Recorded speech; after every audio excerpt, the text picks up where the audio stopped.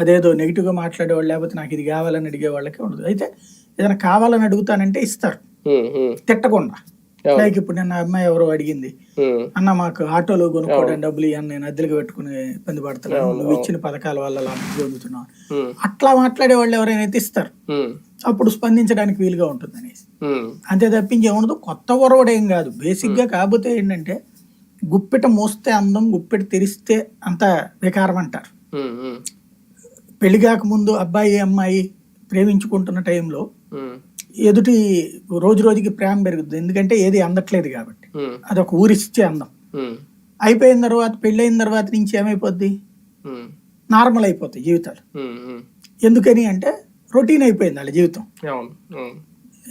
ఏదో 100లో 10 మంది ఆ తర్వాత కూడా ఆస్వాదిస్తుంది, 90 మంది రొటీన్ అయిపోతుంది.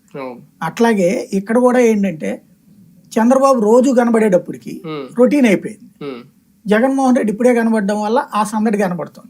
మొన్నటి వరకు విపక్షాలు కానీ ప్రతిపక్షాలు కానీ జగన్ బయటికి రారు, ప్రజల్లో ఉండరు, పరదాలు జాడు తిరుగుతారు. మన కూడా పిఠాపురంలో ఆయన ఆటోలో తిరుగుతూ జగన్ నువ్వు ఇలా తిరగగలవా అని ఆయన ఒక సవాల్ వేసాడు. ఈ మేమంతా సిద్ధం సభ చూస్తా ఉంటే దానికి ఎటువంటి సమాధానం చెప్తోందని అనుకోవాలి. అదే నేను ఇప్పుడు చెప్పిన మాట. ఊరికినే పద్దాక రోడ్డు మీద కనబడడం వలన ప్రయోజనం లేదు. బేసిక్ ఒకప్పటికి ఇప్పటికి ఉన్నటువంటి తేడా ఒకటి గుర్తుపెట్టుకోవాలి. పాత రోజుల్లో జనం తిరగాల్సి ఉన్నా తిరగలేదు. ఎందుకు తిరగలేదు అంటే అంత రోజు మనం కనబడతా ఉండి. ఇప్పుడు ఎక్కడ ఎందుకండి సినిమాల్లో చిరంజీవిని చూడండి, ఒకప్పుడు ఆయన వస్తున్నాడంటే అది ఒక ఊళ్ళు రాష్ట్ర ఏరియాలుగా ఎదురొచ్చి, తర్వాత రోజుల్లో చిరంజీవి రాజకీయాల్లోకి బిగిన్ అయ్యాక రొటీన్ అయిపోయింది. మొదట్లో ఫుల్ హడావిడి, క్రమక్రమంగా వచ్చాక జనం ఎంత పెరిగారు ఎంత తగ్గారు నాకు బాగా గుర్తు.